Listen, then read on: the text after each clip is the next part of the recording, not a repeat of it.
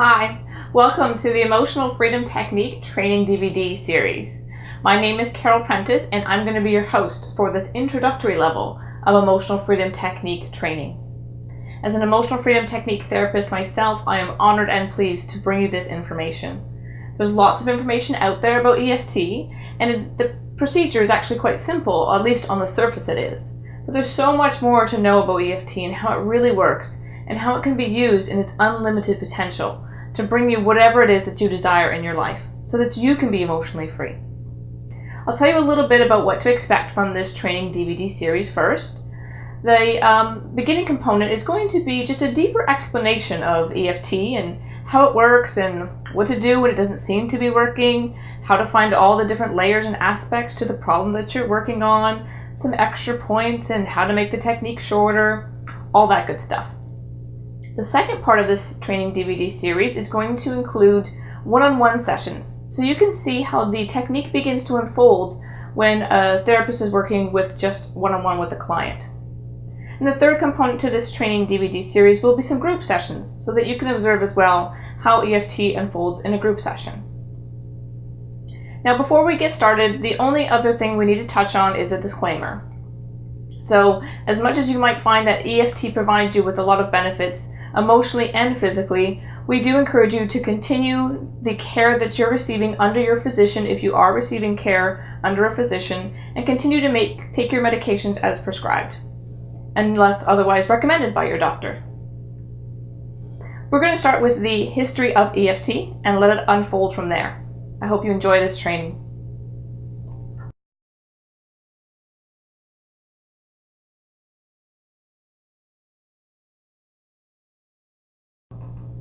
Now, the true origin of emotional freedom technique could probably be dated back to over 5,000 years ago, when they were studying the subtle energy or the meridian lines in the body in ancient Chinese, Shaolin, and Taoist monasteries. This is where acupuncture and acupressure was first founded, if you will, where the meridian lines were discovered. Now, when acupuncture and acupressure was obviously brought into North America, this was decades ago, and we began to practice it in North America as well. Anywhere outside of China began to adopt acupuncture and acupressure. Now, there was someone by the name of Dr. Roger Callahan in the 1980s who developed something called thought field therapy, which was a blend of applied kinesiology and acupuncture. Now, thought field therapy had a lot of different algorithms or acupuncture points that were being used depending on what the patient or what the client was experiencing. Now, from there, in the 1990s, one of Dr. Roger Callahan's students by the name of Gary Craig decided to simplify thought field therapy and the algorithms that were part of it. As he simplified it, emotional freedom technique became to be. So emotional freedom technique is very simple. It's the same 12 acupuncture points that are used. Sometimes there's 14 and there's many other points. But it's usually the same basic 12 acupressure points that are used to relieve any and all emotions, negative emotions as well as physical pain and discomfort too. Now, although the history of emotional freedom technique is actually quite brief, we all know that there's many meridian therapies out there that are being developed and practiced and tried every day, and that this is probably just the beginning.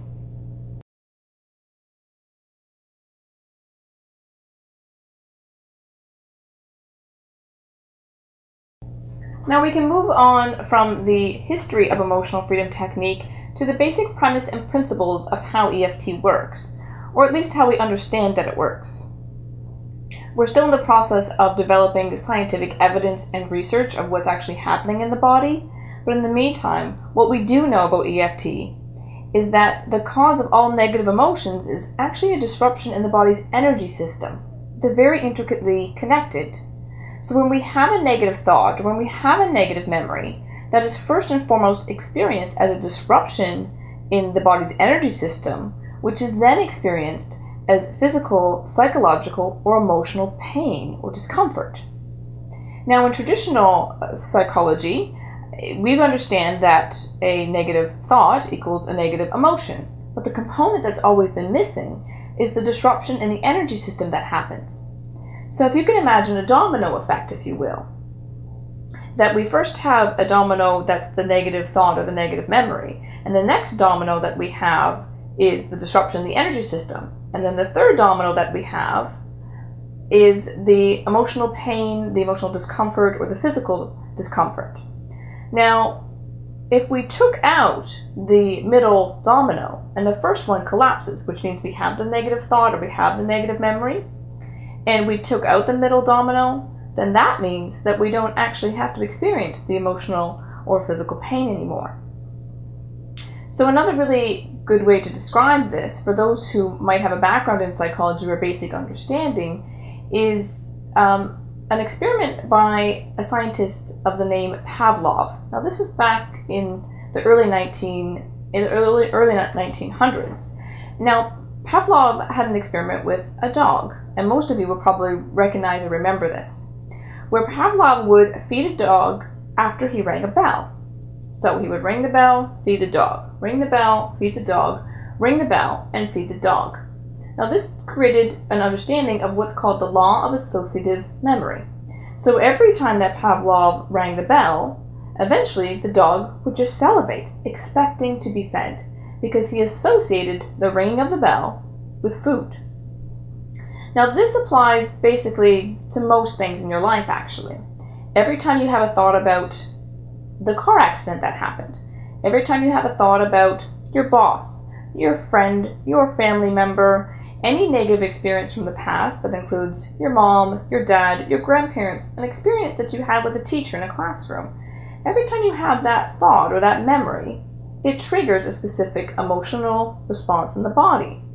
But in between that is, of course, that disruption in the energy system that we're talking about.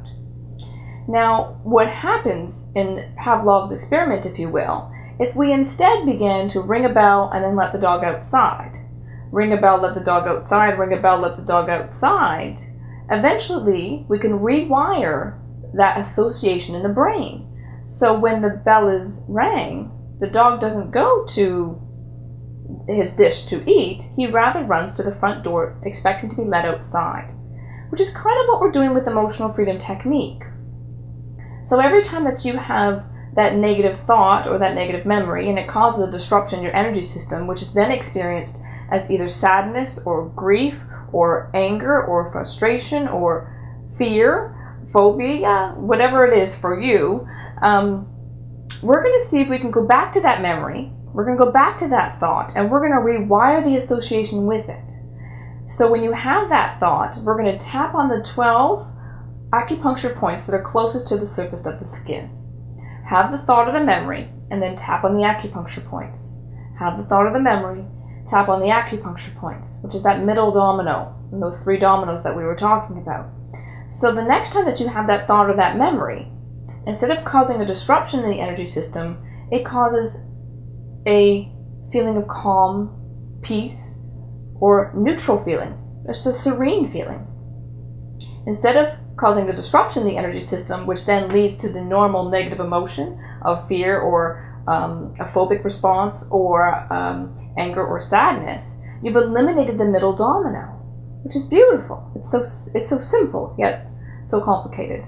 So we rewire the association. As you have the thought of the memory, we'll calm the energy system down, even though that thought or memory used to cause a negative response for you. We're just going to rewire the association so that you now have a positive response instead, which in my opinion is beautiful. And what we also need to understand is that all of those experiences that we've had kind of build upon one another as the years go by in our life. So what we often find is that an experience that happened to us 5 years ago, 10 years ago, 30 or 40 years ago, at some level the brain is still operating from that experience if we haven't healed from that experience. So it's not exactly who you are, it's just the way that the brain operates, which is almost a blessing, because now that we understand that it's just your brain and it's just your energy system that's responding to that particular thought, we can rewire the energy system to respond with calm and serene feelings instead to that thought, then that means there is unlimited, infinite potential with emotional freedom technique.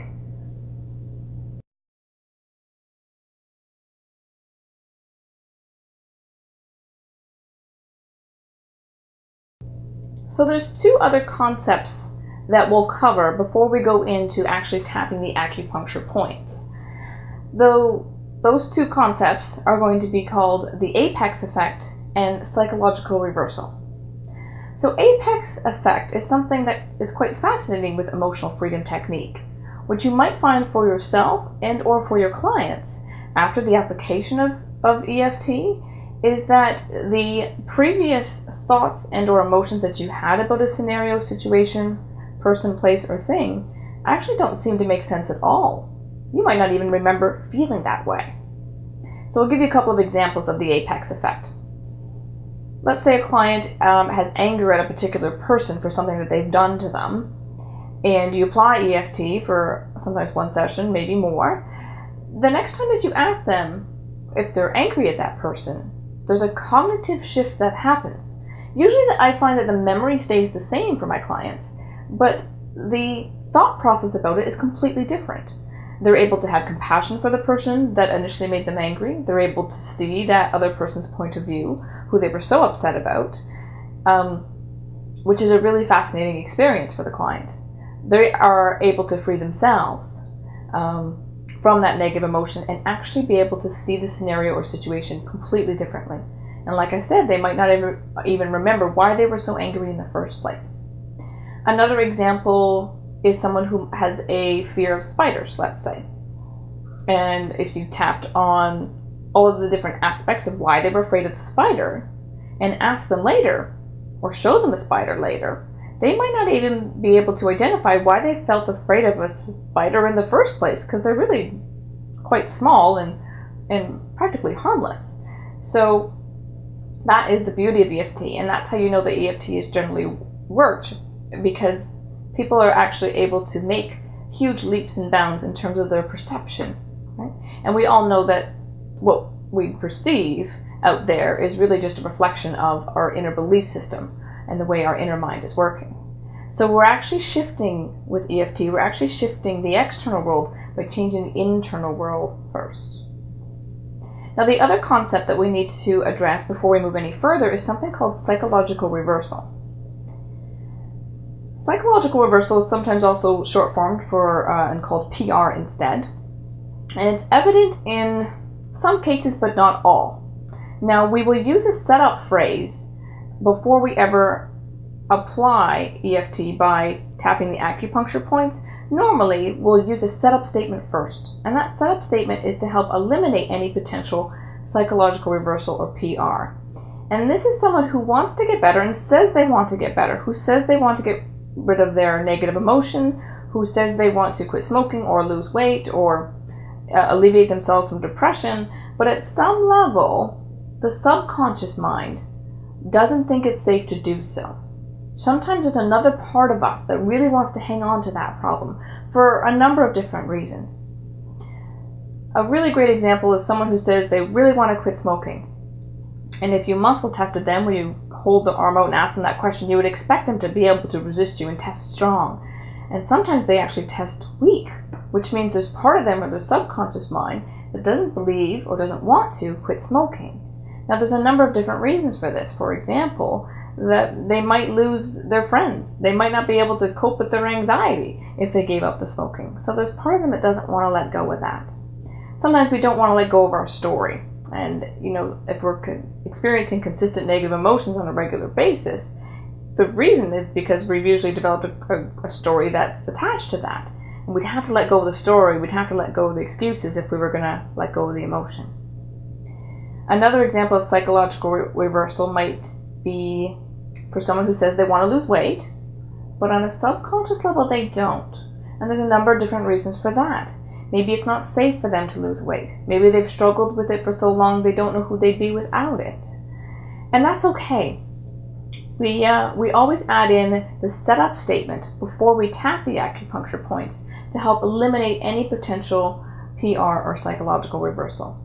So there's no real way necessarily to identify if PR is present, other than muscle testing. Some therapists use it, some therapists don't. It won't be fully covered in this DVD series because it's a huge concept in and amongst itself. But know that that is an option if you're comfortable learning and exploring that more to test for psychological reversal either with yourself or with your clients.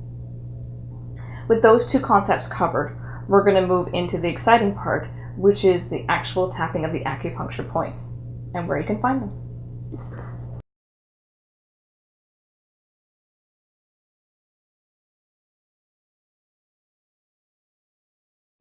Alright, now for the exciting part, the full EFT procedure. We're going to cover the setup statement, we'll cover all the 12 points that we're going to tap. We're going to do the gamut point procedure and the purpose of the gamut point procedure because it looks a little strange. And we'll talk just really briefly about trying EFT on anything and everything. So for the purpose of this demonstration, I will have you follow along and tap along as we do it, and most of us learn by doing. So feel free to tap along whether you know the points or not already. I'll ask you to tune into a specific problem in your mind. As we're going to tap together, I will use the reminder phrase of this problem, which will make a little more sense in about a minute. But feel free to focus on something specific for you so that you can get benefits out of this as well. Now, before we begin the tapping procedure, as you go back to that memory, that thought, that feeling, I want you to scale it on a scale of 1 to 10. Give it a number. 10 being, wow, I'm really angry, or I really feel strongly in a negative way, whatever that is, sadness or fear or anxiety, whatever it is, see if you can tune into that negative emotion and give it a 10 if it's really intense, and give it a 5 if it's not so intense, or any number in between. If it's a 0, then you probably don't need to tap on it. Think of something else that you can use EFT for. Remember that number because we're going to come back to that. We will call that number the subjective unit of discomfort. SUDS is an easier way to remember that. Or just a scaling number. So we can see how every round of EFT brings that number down a little bit, which is the whole purpose, right? If you're not quite sure what problem to focus on, if you're very new to EFT, you can focus on anything and everything. And I tell my clients, use it on anything. But most commonly, people use it on things like fear, phobic responses, anxiety, anger, frustration, sadness, and grief. Disappointment or guilt is really common as well. It can be used for food cravings. So for people who are struggling with their weight, food cravings is a really great place to start, including a feeling of deprivation or feeling deprived is really common too. Drug and alcohol addictions, feel free to focus on that specifically, or trying to quit smoking. You can use craving for a cigarette for this purpose. But there's lots of other things. There's sports performance that we can use this for, trying to increase the range of motion. We can use it for money and abundance issues or feeling lack in our life. We can use it on allergies or sensitivities to certain things in your environment. It works really well with post-traumatic stress disorder, PTSD, if you have a car accident you've experienced or any other trauma in your life, whether that's emotional abuse or physical abuse or sexual abuse. I mean, there is times where it's more appropriate to use the help of a therapist. So if it's really intense and you're not ready to go there, then by all means save that for working with the therapist to avoid any abreactions that might come up, and do something a bit more simple today. So again, feel free to choose any problem that you'd like to work with. But again, be as specific as you can. EFT also works wonders for chronic illnesses. Anything from arthritis, which is an autoimmune disorder, or cancer, we can use that for, multiple sclerosis. But know that one round of EFT isn't going to necessarily shift or change that significantly. Those chronic illnesses have a tendency to be a bit more complex and need a little bit more weeding through, a little bit more of an art of the application of EFT. So let's choose something basic and simple to start with. And go back into your mind and scale that on a scale of 1 to 10. Good. How intense that emotion is before we begin. And we'll begin with the setup statement, and I'll give you 2 options for that setup statement. I'll give you the sore spot, and I'll give you the karate chop point. You get to choose which is more comfortable for you, and I'll tell you why we do both of them. My personal preference when I'm working with my clients is to encourage them to use the sore spot. I'll show you where that is first. We're going to come to where the collarbones meet, where there's a U shape, and come down 3 inches and across 3 inches. Now, whether you come down and across to your right or down and across to your left, either way is fine. You can use your left hand if you're left-handed, you can use your right hand if you're right-handed. Eventually I'm going to teach you to cross over and use both. But for this purpose, you can do what side is comfortable for you, whatever side is dominant for you. Now as you find that spot 3 inches down and 3 inches across, and press about 3 fingers in a circle, what you'll find is a sore or tender spot. Now this is a lymphatic drainage point. There's extra lymph nodes here. Now your lymph system, by analogy, is actually the water system of the body, or it's designed to move negative bacteria and toxins out of the body. You have extra lymph nodes here, and you also have extra lymph nodes here, which you might recognize if you're getting a sore throat or a cold coming on. This will be swollen and tender, right? So the lymph system of the body is a really important system that helps clear things out. And that's why the sore spot is great to use when we're saying our setup statement or affirmation before we begin the actual tapping. Now, if you're not comfortable with this part, or it feels too uncomfortable as you press, then that's okay. I'll show you another karate chop point in a moment. So the setup phrase is pretty simple. As you're moving in a bit of a circle on one side or the other, or both, I'll invite you to say, even though I have this problem, I can love and accept myself anyway, fully and completely. And we'll say it twice more as you move in a bit of a circle, pressing towards your back body.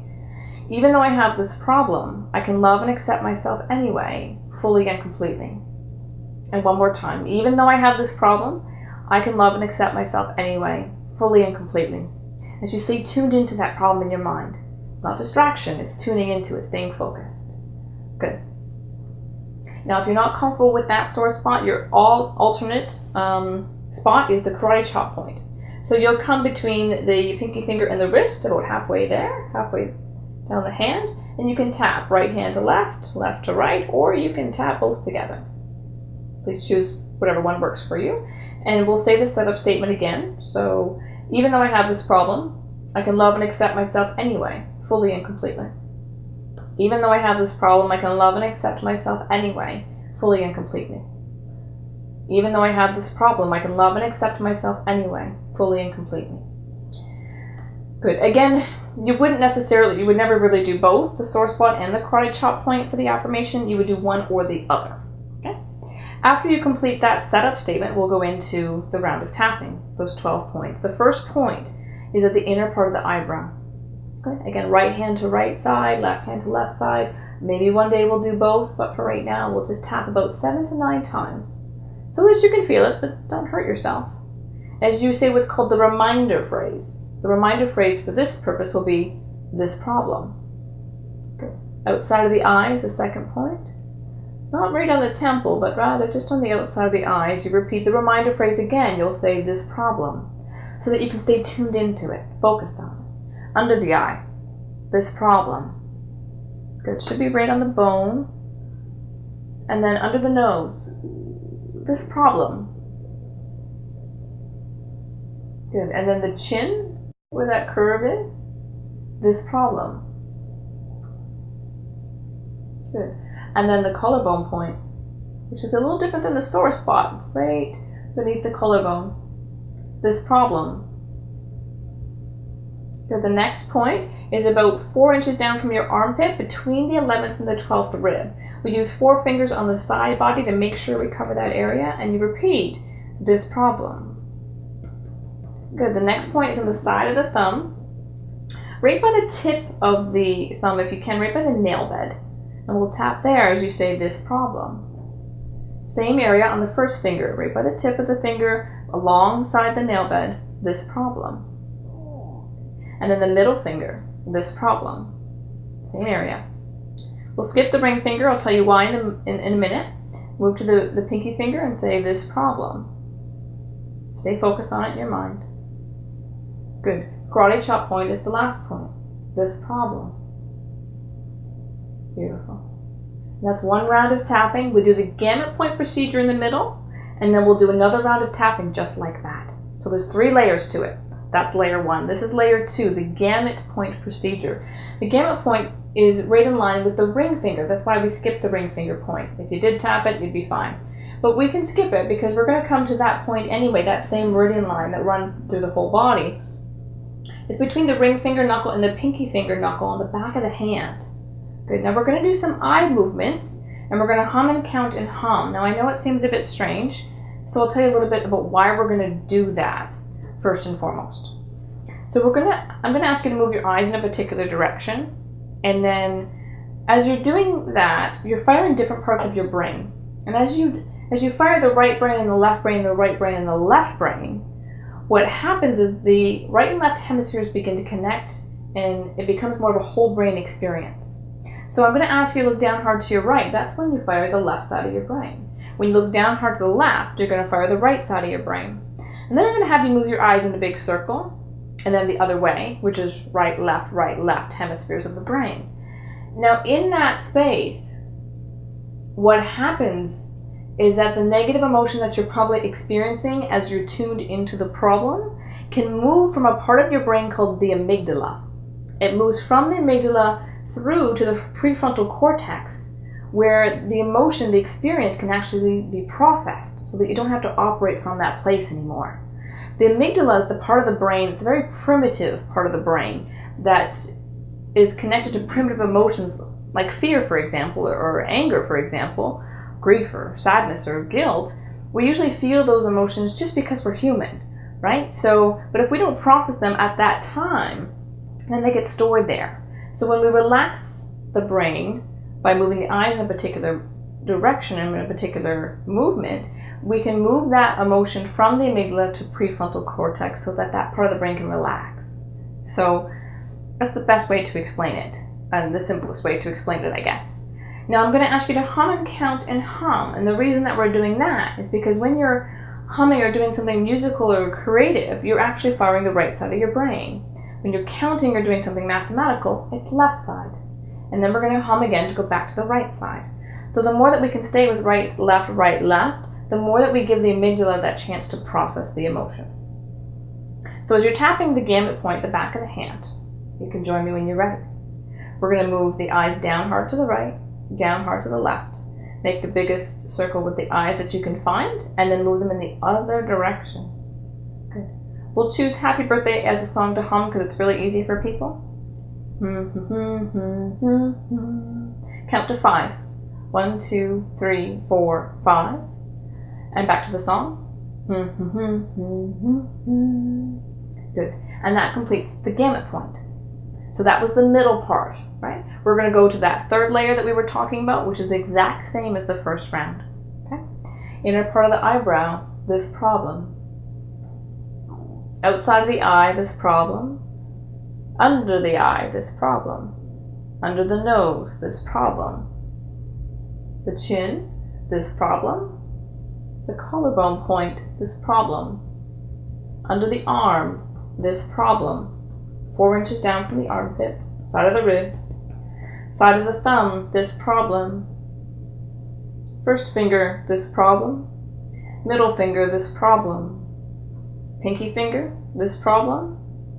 Karate chop point, this problem. You can do karate chop points together if you'd like. Beautiful. And then release. Take a long, deep, full breath in. Long, deep, full breath out. And that completes one full round of the EFT procedure. Now go back and check in with your number. Go back to the memory, go back to the emotion, and try to get yourself back into that place. And see if the number has decreased on that scale of 1 to 10. Now, I would say 90% of the people that I work with find a decrease in the number. Now, sometimes people go from 10 to 0. Sometimes people are only at an 8 when they start in terms of how upset they feel. And sometimes they go from an 8 to a 0. But most often people go from an 8 to maybe a 6 or maybe a 3 or maybe a 2. Sometimes we know there's just a little bit left. So what I'll have you do is a remaining round. So we want to make sure that we get from that 10 to a 0 so that we can completely eliminate the problem, the issue, or whatever it is. So I'll show you how to do a remaining round. So if there's still some of the problem left, still some of the emotion left, we'll do a remaining round. So please choose to tap the karate chop point if you like, if you're not comfortable with the sore spot, and just listen specifically for the changes that happen in a remaining round. Come again back to the sore spot if you are comfortable with that, the karate chop point if you'd rather. And we'll say together, or repeat after me, even though I still have some of this problem, I can love and accept myself anyway, fully and completely. Even though I still have some of this problem, I can love and accept myself anyway, fully and completely. Even though I still have some of this problem left, I can love and accept myself anyway, fully and completely. Now, if you, on a side note, if you personally or your client that you're working with is not able to say or not comfortable with saying they love and accept themselves fully and completely, sometimes that's why we're doing EFT to begin with, you can reframe that. You can change that a little bit to even though I have this problem, I choose to maybe one day accept myself anyway. So you can lighten it up a little bit. Good. So from there, we come back up to the inner part of the eyebrow and say this remaining problem. Outside of the eye, this remaining problem.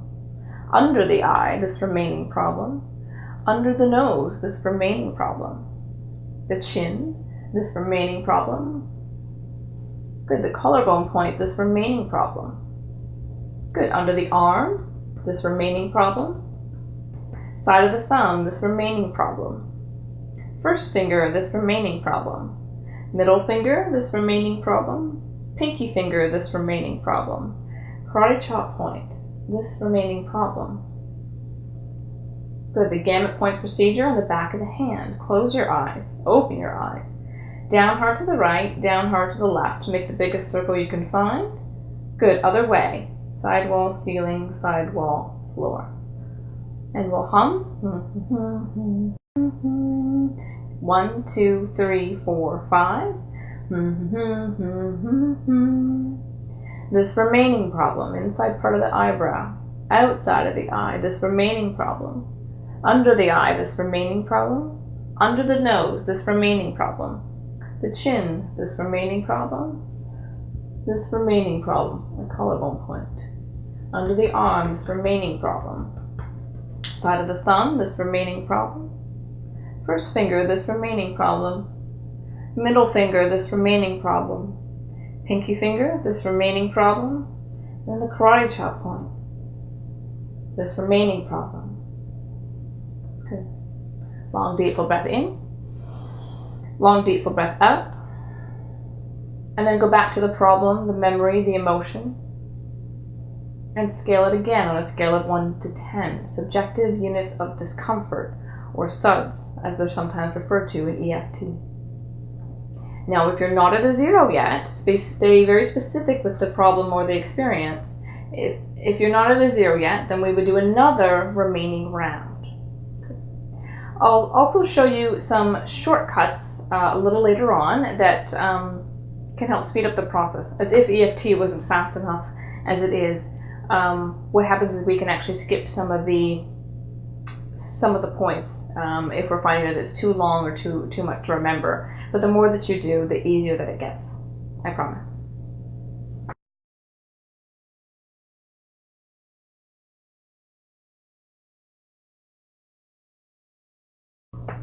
So now that you know the basic EFT procedure and the full procedure, we're going to cover a couple of other topics which are really important as well.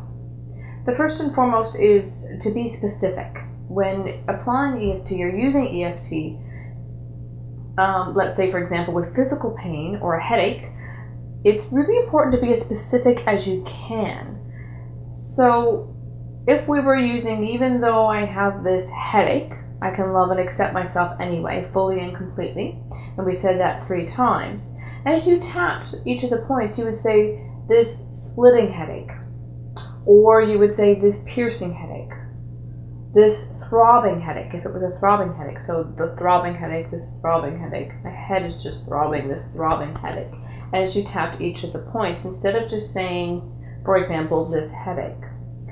If the pain is in your right knee, if you're still working with pain and you're using EFT, you would say, even though I have this sharp pain in my right knee, I'm going to love and accept myself anyway, fully and completely. And then you would tap on this sharp pain in my right knee, this sharp pain in my right knee, this sharp pain in my right knee, instead of just this pain, this pain, this pain. So that's a couple of examples of how you can be more specific. And when tuning into emotions, it's also really important as well, when you're using the tapping, to be as specific as you can. Another example that I use just in general would be, even though I have this disappointment about that job interview, I'm going to love and accept myself anyway, fully and completely. This disappointment about that job interview, I really wanted that job. This disappointment about that job interview, I really wanted that job. For example, so instead of just tapping on this disappointment, this disappointment, this disappointment, although that would work wonderful and just fine, the more specific you can be, the more successful you'll likely be with EFT in terms of bringing that number down to a 0. If you don't find that the number is moving, you can do a couple of other things. You can take a break, get up, have a glass of water, and take a short little walk, and then come back and have a seat and start again, then see if the number changes. Most people find that their number changes as they're tapping. You know, by the time they get to the pinky finger, they already know that they're not a 10 anymore, they're definitely a 7. For some people, it takes 5-10 minutes before they really feel the shift in their number. Like I said before, they can actually see the situation or scenario differently.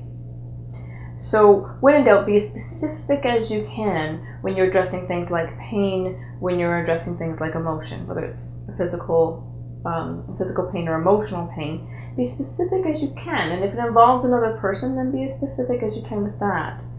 And let's take one more example. If it was an anxious feeling, instead of using even though I have this anxious feeling, you would say, even though I have all this anxiety about writing that test, I'm going to love and accept myself anyway. This anxious feeling about writing that test, anxious about writing that test, anxious about writing that test. And if you can't get that to a 0, or you're finding that there's sort of a block and you're like, no, I still feel anxious about the test, and you've done this remaining anxious feeling about the test, this remaining anxious feeling about the test, all the way to the karate chop point, and it's still not moving, then it's time to ask yourself, is it really anxious? Is it really an anxious feeling, or do I have, usually what's underneath that is I'm afraid I'm going to fail the test. Okay, so then you would do a round on, even though I have this fear that I'm going to fail the test, I'm going to feel awful if I fail, I can love and accept myself anyway, fully and completely. You would say that 3 times. You would come to the inner part of the eyebrow and say, this fear of failing the test, I'll feel just awful if I fail. This fear of failing the test, I'll feel just awful if I fail. This fear of failing the test, I'll feel just awful if I fail. This fear of failing the test. And then you would do your gamut point, and then you would come back and do one more round, staying again as specific as you can. And when in doubt, if you're finding things aren't moving, then that's when we ask for help from someone who is an EFT therapist themselves. The other topic I'd like to cover is aspects. Aspects is quite similar to being specific, and it's what's really going to help you move through EFT with grace and get the real benefits that EFT provides. Most people, when they start applying EFT, they take it a problem that they have, but it's a really big problem, or it's a problem that's kind of evolved over a number of years. Let's say sometimes clients come to me with a self-esteem issue. Carol, I would like to have better self-esteem. Using EFT on, even though I have this low self-esteem, I can love and accept myself anyway. This low self-esteem, this low self-esteem. Even if you did remaining low self-esteem, remaining low self-esteem, remaining low self-esteem, well, there would be effects. If you did it every day for 15-20 minutes every day over a period of months, you would probably find that your self-esteem would begin to increase. But like I said before, the more specific you are with EFT, the better. So if you can find the aspects, if you will, and I'll refer to this later on in other interviews that I do, so remember that word. The more aspects you can find, the better. So it's not really that we have low self-esteem. It might be for some of my clients that they don't like their weight, they don't like their appearance, they feel that they're not intelligent enough, or they're not educated enough, and that they're really stuck with their job, or they don't feel good enough to get out of the relationship that they're in. So self-esteem is a really big concept for EFT to tackle. So you break it down into as many pieces as you can. So we would do rounds of tapping on, even though I have this negative feeling about my body, even though I have this negative feeling about my job, or even though I have this negative feeling about my relationship, even though I have this negative feeling about my education level. And as you do all the different aspects, what you find as a result is that self-esteem starts to increase. That's one of the best examples. The other example that works really well for understanding aspects is fears and phobias. So let's take someone who has a fear of spiders, for example. Fear of spiders, fear of snakes, fear of flying, fear of heights, you name it. Fears and phobias are a really good way to address the aspects concept. So if someone has a fear of spiders, you would probably start with, even though I have this fear of spiders, I can love and accept myself anyway, fully and completely. And start with a general round as you imagine a spider, this fear of spiders, this fear of spiders, this fear of spiders, as you move all the way down each of the fingers, the karate chop point, the gamut point procedure with the eyes, and then we would do the hum, the count, the hum, come back up, this fear of spiders, this fear of spiders. And then check in again with your number, and you would find that the number will probably decrease. Most people can't get to a 0 just doing a general fear of spiders, because there's many aspects to it. What most people will find comes up for them is that, oh, well, it's not that I'm afraid of the spider, I'm afraid the spider's going to bite me. Okay, then we would do a round of EFT on, even though I have this fear that the spider's going to bite me. And then we would tap and do as many remaining rounds as you need to until that very specific fear of spiders is a 0. So what you would find is that as your client or you yourself say, I'm afraid the spider's going to bite me, what you'll find is that apex effect. Well, that's kind of silly. I don't think the spider's going to bite me. And you would feel calm and relaxed instead. But what you might find instead is that, oh, I don't think the spider's going to bite me. I'm not afraid of that. But I tell you, I really don't like the way it moves. I don't like the way they crawl. Okay, we would do a round of EFT on, even though I don't like the way the spider moves. I don't like the way it crawls. I don't like the way the spider moves. This feeling I get when the spider moves. I don't like the way the spider moves. This fear of the spider and the way it moves. This fear of the spider and the way it moves. Do your gamut point procedure, the eye rolls, and then the hum, the count, the hum, and then do a second round of tapping. Check in with the statement or the phrase or the concept or the idea of how the spider moves, and tap until that is a 0. When that gets to 0, try to find another aspect. So when we're not afraid anymore that it's going to bite us, because that's a 0, and I didn't like the way it moved, but I got that to a 0. You know what it is? I don't want it to crawl on me. I don't want to touch the spider. All right, do another round of tapping, or as many rounds as you need to. Scale it. On a scale of 1 to 10, how uncomfortable do I feel with the idea of touching this spider? Oh my god, that's like a 10 on a scale of 1 to 10. Okay, even though I don't want to touch the spider and I don't want the spider to crawl on me, I can love and accept myself anyway. I don't want to touch the spider. I don't want the spider to touch me. I don't want to touch the spider. I don't want any contact with the spider. I don't want it to crawl on me. I don't want to touch the spider. I don't want to touch the spider. And then you would do the gamut point procedure. Right, left, circle, other way, hum, count, hum, and then go back to don't want to touch the spider. And you would keep tapping on the idea or the image of the spider crawling on you until it gets to a 0. Good. When that's a 0, then you'll search for other aspects. So for some clients, it's I don't like the way they sit in the web. I don't even like that picture, that image. Whatever it is, sometimes there's about anywhere between 5 and 10 different aspects about a specific fear. Now, the fear or the phobia will collapse, will disappear, will evaporate, will disintegrate once you get most of the aspects. You don't necessarily have to get all of them, but you have to clear almost all of those aspects before the fear or the phobia would disappear, for example. And that's the biggest barrier, and I can't express that enough. That's the biggest barrier that most people find with EFT or emotional freedom technique. It's not that EFT doesn't work, It's the application and the art of EFT. And understanding that in our mind, that fear, the phobia, is quite a big concept.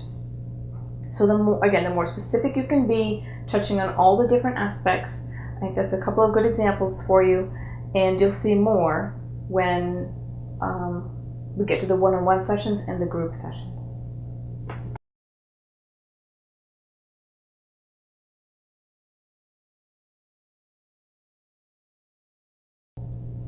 Now, if you're a therapist yourself, or you're a professional yourself and you plan on using EFT with some of your clients, sometimes the easiest way to make sure that you cover all the aspects that we've been talking about is to do a spider diagram, which looks like a regular brainstorming kind of chart. So if your client comes to you with a problem, let's say you work with kids, and your client comes to you and let's say he's 10 years old and he's having problems at school and he says, I hate school. Okay, well, you could start with, even though I hate school, I love and accept myself, and have him tap on that. But once you get through that first layer or so, you could ask him, what is it that you don't like about school? And he might tell you that he doesn't like math and he feels stupid, and he's getting bullied by so-and-so, and he doesn't like the lunches at school, and someone else has been calling him names, and the teacher yelled at him the other day. Now you could start with the middle part of the spider diagram being, I hate school, or he hates school, and then you would branch off from there, and just to keep track of all the different aspects. And you can transfer those to a chart, the left-hand column being all the different aspects, and then do each of them specifically in a very organized way to make sure that you get each of the aspects to 0. Sometimes it doesn't necessarily eliminate the problem that's happening at school, but as he begins to feel better about himself, he can respond. For example, he'll be able to respond to people differently at school. He won't take the teacher's comments personally or the bullying personally. So that's a really great example of using a spider diagram or charting for your clients to make sure all the aspects are covered, so that you're really doing the best that you can, the best work that you can. The other way to really test aspects is to put yourself in, or put your client in the actual place where the fear would normally arise. So if I have the opportunity of a client that comes to me with a fear of heights, I might have them sit in my office where it's safe and it's cozy and imagine being on a balcony, if that's what usually provokes anxiety for them. Then if you're able to bring them to a 0 just in their mind and imagination, sitting safely in an office, then EFT has done amazing work. Because the subconscious mind doesn't really understand the difference between something real and something imagined. So as long as your client is imagining it vividly enough, you will have great benefits from EFT. Even if you're just imagining it yourself, if you're using EFT for yourself, you'll have great benefits by just using your mind. But to really make sure that you've got all the aspects, it's time to go take a step on that balcony if it's fear of heights. It's time to go and visit the local zoo if it's really a fear of snakes or a fear of spiders. Go see if you can find one. And that's the best way to probably find all the aspects and to make sure each of them are covered, is to put yourself in that scenario or that situation. And what you'll find with clients, if you're working with them in between sessions, is that you can encourage them to go and be challenged by, if they're usually angry with their sister, say, go call your sister, email your sister, and see how you feel when they respond. If it's a fear, go challenge them to engage in that fear. If it's some other emotion that comes up, if it's sadness or grief, go ask them to put themselves in the scenario or situation that usually causes them the sadness, that usually causes them the anxiety, to see what comes up and have them take note, or have yourself take note. What's different about this? What did I miss? And then go back to doing a round of tapping as specific as you can on each of the aspects. And this is where EFT becomes a little more work, but has infinite potential to help us be free from all of those negative emotions.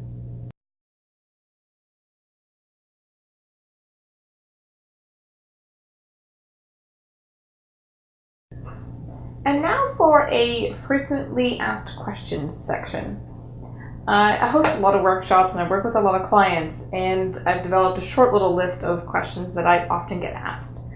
And one of the questions I really like is people ask, will EFT take away like a natural, normal response to things? So for someone who has a fear of heights, are they just going to go jump off a balcony now? And the answer is no. EFT does not take away natural, normal, level responses to things.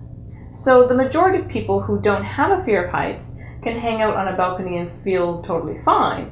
But at the same time, they have an awareness that jumping off the balcony would be an unsafe idea.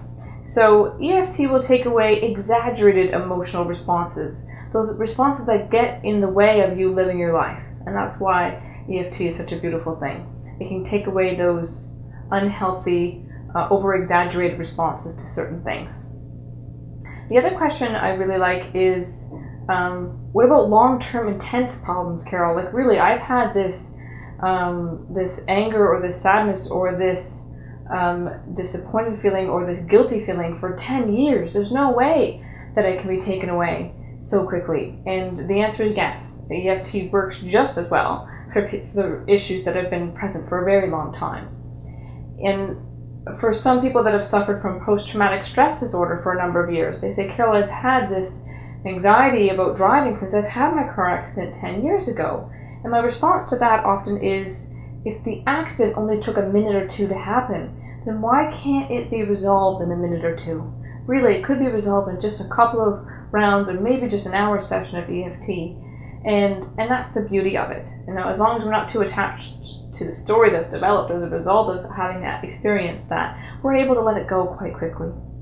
A lot of people ask about which hand to use and can I cross over, and absolutely, you can use your right hand and go all the way down your right side and switch over to your left side when you're halfway down, and you could also use your left hand on your right side or vice versa.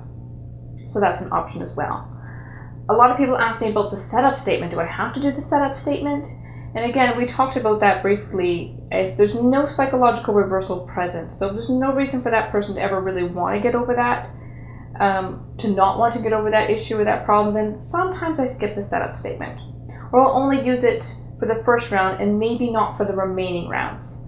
If a client's really stuck with an issue, or you find that you're really stuck with an issue, then always incorporate the setup statement just to be safe. The only other questions I really get is this going to be permanent, Carol? A lot of people think, well, there's no way that I could just have one session in your office or do a workshop and then all of a sudden it's gone. Like, I'm sure it's going to come back. And the other beautiful part is that EFT is actually, the success rate is between 80 and 90, sometimes 95%, and the results are almost always permanent. If we get all the aspects, if we clean out all the corners of that room, if we clear the whole spider web, then yeah, the results are going to be absolutely permanent, and you get to move on with your life, or your clients get to move on with their life. So I think that helps. If there's any other questions, then feel free to check your manual or just keep on watching the rest of the DVDs. I'm sure we'll answer all of your questions. Now, moving on to other shortcuts. Now, as much as EFT is a simple process, some of the other questions I might get is there shortcuts? And what you will see in the other group sessions and one-on-one sessions is that we might not use a full round.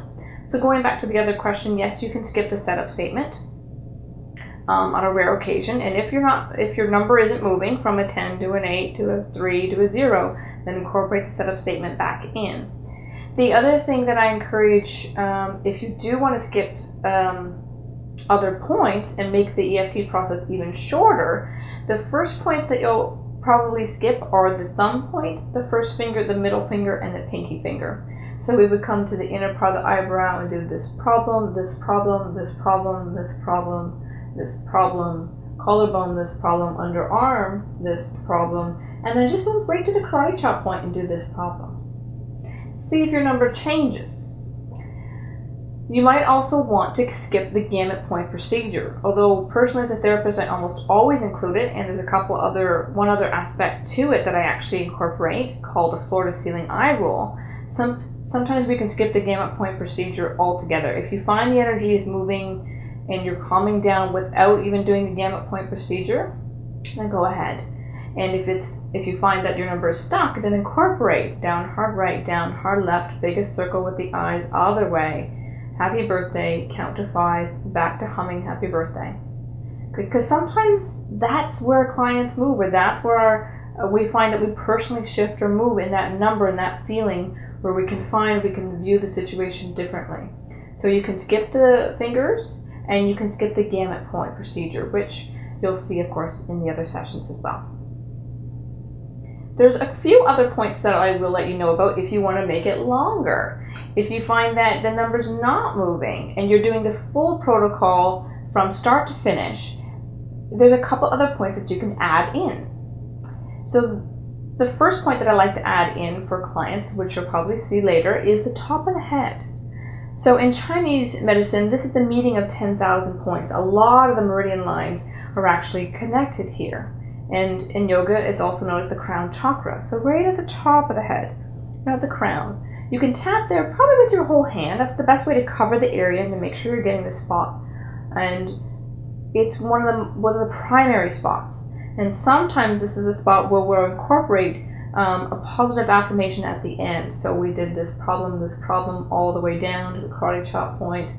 This problem, I'm going to love and accept myself anyway, fully and completely. So we stay focused on the negative feeling until we might add a positive affirmation. If we do, we'll do it at the top of the head.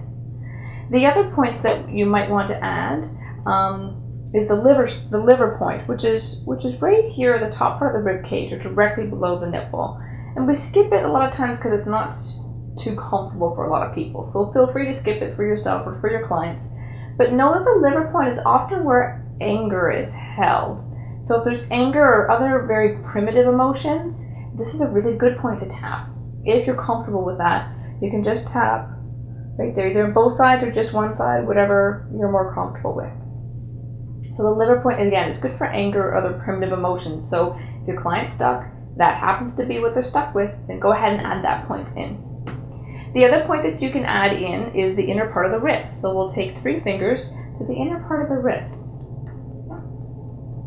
Just below the wrist, the lower part of the forearm. You can do it on the right side or the left, or sometimes I'll get my clients to do it together. Inside part of the wrist together. Then there's one other spot that I'll teach you, and for purpose of demonstration, we'll just do it auditory, but it's about 3 inches above the ankle on either side of the leg. Okay? You can do it on the right leg, or you could do it on the left leg, 3 inches above the ankle with 3 fingers on either side. Most people find that helpful as well, if you're missing that point. The only other time where I will, going back to shortening the technique down a little bit, if a client on a scale of 1 to 10 is really having an 11 experience of an emotion, like if they're crying or if they're really upset, or you find that happens for you, then you can probably skip the reminder phrase as well. I would skip the setup statement sometimes too. If they're not in a place where they can actually verbalize, or they're not in a place where they can talk and say, even though I have a negative emotion, and then repeat negative emotion, a negative emotion, just have them tap. Just have them tap. There's no necessarily, it's not necessary to have them talk about it because they're obviously tuned into it. The idea of the reminder phrase as you're tapping is to keep the mind focused on the emotion so the mind doesn't wander off. So if they're crying and upset, then, or if you're crying and upset, you're obviously tuned into the problem enough. So, and that's sometimes the best time to do EFT to get the best results.